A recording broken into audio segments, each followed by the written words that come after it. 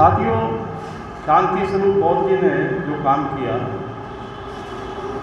वो राज्य और देश की हदों से बाहर आकर उसका विस्तार पूरे विश्व में हुआ। ये बात एक तय है।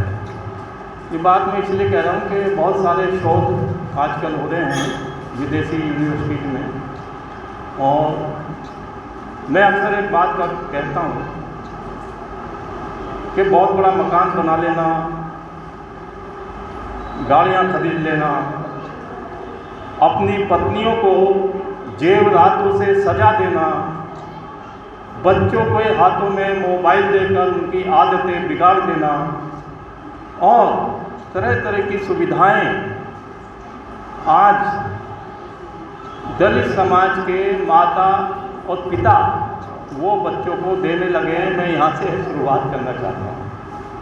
वो मैं इसलिए कह रहा हूँ कि मैं नहीं, आप सब लोग जो पुरानी पीढ़ी के लोग हैं जिनका जन्म 1950 से पहले हुआ, वो बड़ी गरीबी में पले। ये महिलाओं की जिम्मेदारी है।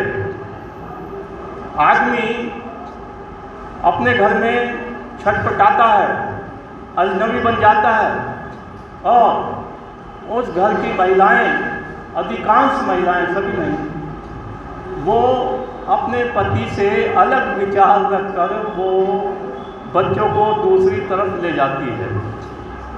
ये मैं इसलिए कह रहा हूँ कि शांति स्वरूप बौद्ध जी का घर वो साथियों हजारों में नहीं है, लाखों में एक है। मैं ये बिल्कुल सही बात कर रहा हूँ। मैं कोई प्रशंसा नहीं कर रहा किसी की, बल्कि मैं पूरे देश में घूमता हूँ। आपको 1 लाख तथाकथित बौद्ध परिवारों में एक परिवार मिलेगा, ईमानदार और प्रतिबद्ध। ये हो सकता है बुरा लग जाए ना, तो वो शांति स्वरूप बौद्ध जी का घर है। मैं नागपुर जाता हूँ, बहुत जगह जाता हूँ, वहाँ की महिलाओं में बड़ा जोश है, उत्साह है। वहाँ की महिलाएं बहुत क्रांतिकारी हैं। हमारे यहाँ की तो अधिकांश महिलाएं पूजा पाठ में लगी रहती हैं और सुबह शाम चोरी छुप के पूजा करती हैं, कहीं वो मंदिरों में जा रही हैं। तो ये सब काम मैं जानबूझ के कर रहा हूँ, माने, क्योंकि ऐसा होता है ना कि आरंभ में आपने अपनी पत्नी या बेटी या बेटा उसको आरंभ में सुधार लिया, माने 10 साल तक। अब आप गौर से मेरी बात सुन लें। 10 वर्ष तक आपने अपनी पत्नी, अपने बेटे, अपनी बेटी को अगर सुधार लिया तो वो सुधर गया। उसके बाद में एक बहुत छोटी सी कविता 2-3 लाइन की। घर घर में पालती हैं माँ भेड़िया। अब सुन लीजिए मैं क्या कह रहा हूँ। घर घर में माँ पालती हैं भेड़िया, दूध पिलाती हैं। भेड़िया जवान हो जाता है, भेड़िया गुर्राता है, कभी माँ पर कभी बाप पर। तो ये केवल 4 लाइन में बता रहा हूँ। वस्तु स्थिति अलग है और उस तरफ हमें ध्यान देना चाहिए कि उस चीज़ से ज़्यादातर जो राइटर हैं जो लिखते हैं वो जूझ रहे हैं, क्योंकि राइटर की दुनिया अलग होती है। अब मैंने जो कहा कि सभी राइटर अपनी बीवियों को जेवरातों से नहीं सजा सकते, सभी राइटर अपनी बीवियों की जो उनकी इच्छाएं हैं वो पूरी नहीं कर सकते। 2, 4, 5, 10 होते हैं जो करते हैं, करना चाहिए, मुझे कोई ऐतराज़ नहीं, अच्छा है, घर में खुशहाली आनी चाहिए। साथियों, हमारे रहे मित्र शांति स्वरूप बौद्ध जी ने वो पौधा लगाया, उनके बच्चे उसको सींच रहे हैं, आगे बढ़ाया, पेड़ बन गया। ये फिर मैं बात कर रहा हूँ, पौधे में तो पानी नहीं देते हैं लोग, इन्होंने पेड़ बना दिया, बच्चे मेहनत कर रहे हैं। अब मैं ये सवाल आपसे दूसरा कर रहा हूँ कि आपके पश्चिमपुरी में, आपके मादीपुर में, आपके पश्चिम बिहार में, आपके रघुवीर नगर में जो लोग रहते हैं, जो महिलाएं रहती हैं, वो कितनी किताबें पढ़ती हैं। और पुरुषों से भी मैं सवाल करता हूँ कि वो कितनी किताबें पढ़ते हैं, कितनी अपने बच्चों को बताते हैं कि बेटे ये किताब पढ़िए, महापुरुषों पे छपी है, इसको आप देखें, पढ़ें। ये साथियों, ये काम नहीं हो पा रहा है। लाख कोशिश की है शांति स्वरूप बौद्ध जी ने, रात दिन एक कर दिया है। मैं जानता हूँ पश्चिमपुरी में जब मकान नहीं बनाया था उससे पहले से मैं जानता हूँ, 40-50 साल से मैं जानता हूँ। माने मेरे मित्र रहे हैं और मैं उनका आलोचक भी रहा हूँ, सभी तरह का मैंने संघर्ष उनका देखा है। तो साथियों, हमारे सामने गौतम जी बैठे हैं, मैं इनका भी एक शुक्रगुजार हूँ कि 40-50 सालों से प्रेस का काम कर रहे हैं, बाइंडिंग का काम शुरू किया और बड़े से बड़ा चीज़ें जो है ना ऑटोमेटिक प्रेस लगा ली। तो मैं चाहता हूँ कि हमारे बच्चे जो है ना वो आगे बढ़ें। अरे भी बच्चों को जो ट्रेनिंग देंगे तब ना। आजकल और बच्चों की क्या कमी है, महिलाओं की क्या कमी है। जब पुरुष ही जो है ना अपना समय नहीं देता घर पे, तो महिलाएं क्या करेंगे। एक पक्ष साथियों ये भी, हम कुछ महिलाओं को दोष नहीं देना चाहिए। तो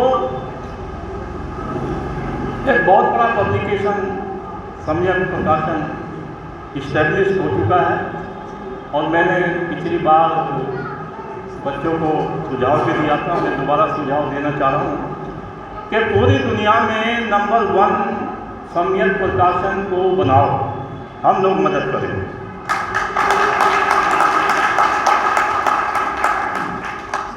देश में तो नंबर 1 बन चुका है और ये मैं नहीं कह रहा हूँ, ये जो दिल्ली के 3 बड़े पब्लिशर हैं, प्रभात, वाणी प्रकाशन, राजकमल, उनके मालिक खुद ये बात कहते हैं, उनके मालिक खुद ये बात कहते हैं। ये बात मैं इसलिए बता रहा हूँ कि आप अपने बारे में कितनी अच्छाई करते रहो, कितनी बड़ाई करते, कोई नहीं सुनता। आपकी जो सुगंध है वो कण कण में फैलती है अपने आप, आपका काम बोलेगा। तो मैंने बताया कि शांति स्वरूप बौद्ध जी के बारे में, सम्यक प्रकाशन के बारे में, उनके बच्चों के बारे में जो देश के 3 बड़े प्रकाशक वो बात करते हैं।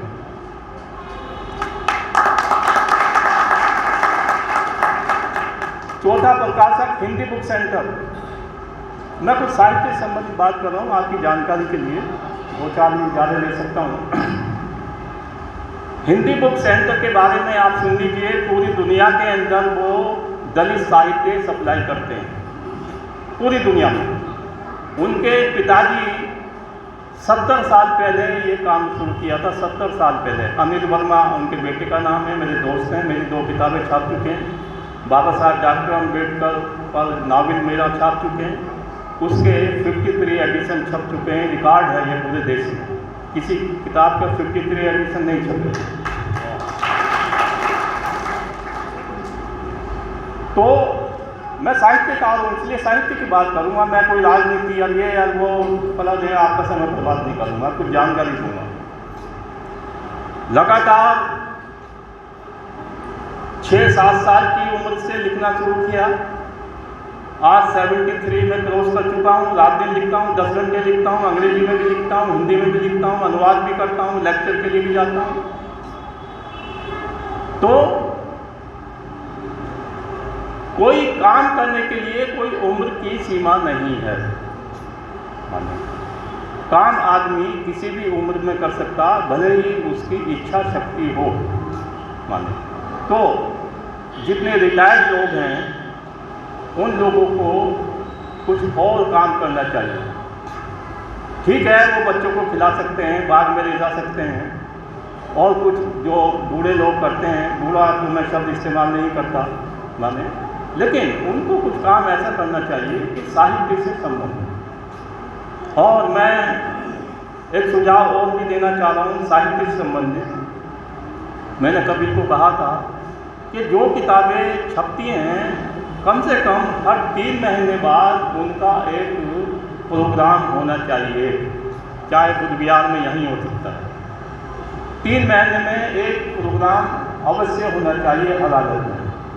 जो दूसरे बड़े प्रकाशक हैं वो तो हर महीने करते हैं, उनके पास बजट है, सब कुछ है, वो अलग बात है। लेकिन किताबें प्रकाश में आए, समीक्षा छपे, लोगों के विचार आए। आज तो एक बात आप कहते हैं पूरी दुनिया में जाती है, तो बहुत उम्दा किताबें वो छाप रहे हैं, अच्छी किताबें छाप रहे हैं।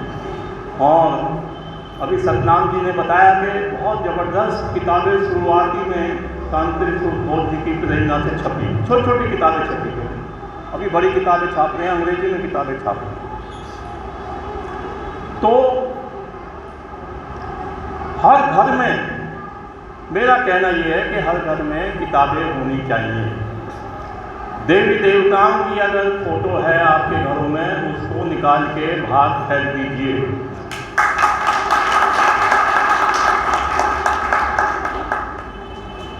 मैंने ये काम 25 साल पहले किया अपने घर में। जो काम मैंने किया मैं वही बता सकता हूँ और वही बताना चाहिए। तो क्योंकि किताबें हमें प्रकाश देती हैं, हमें उजाला देती हैं, बताती हैं इतिहास पूरी दुनिया में क्या हो रहा है। साथियों, एक छोटा सा उदाहरण दे रहा हूँ। एक सवर्ण जाति की महिला का मैं मेरे घर पे आई करीब 10-12 साल पहले। उनके पति की डेथ हो चुकी थी।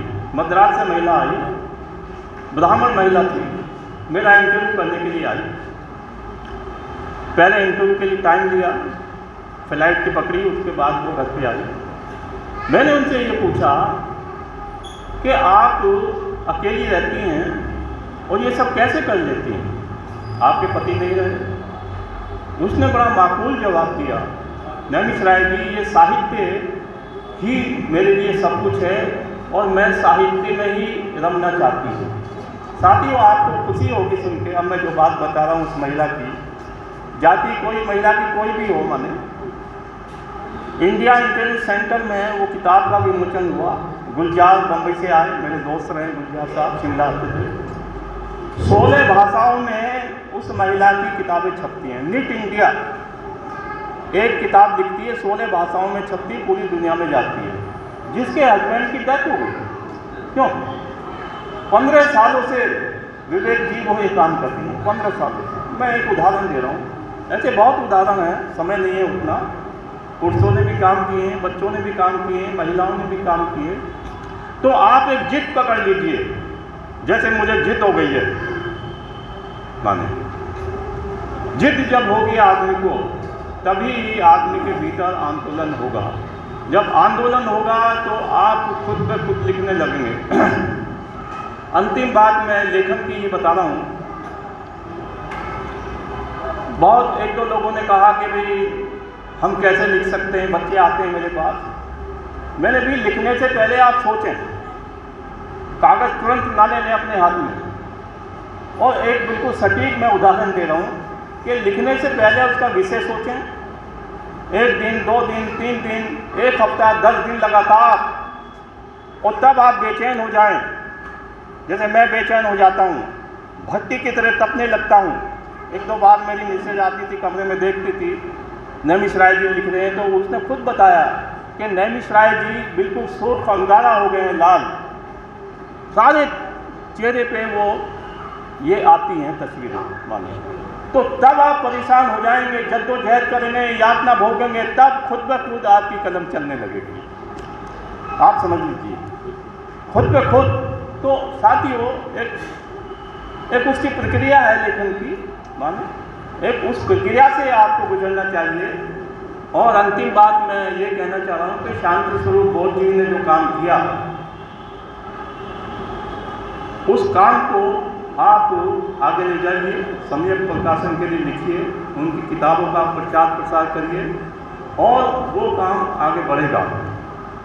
और अंतिम से अंतिम बात यह है कि मैं बहुत लोगों को कहता हूँ, जैसा बुद्ध विहार यहाँ पे हमारे पश्चिमपुरी में है, ये MP सिंह ने अभी कुछ बात कही, मैं धन्यवाद दे रहा हूँ।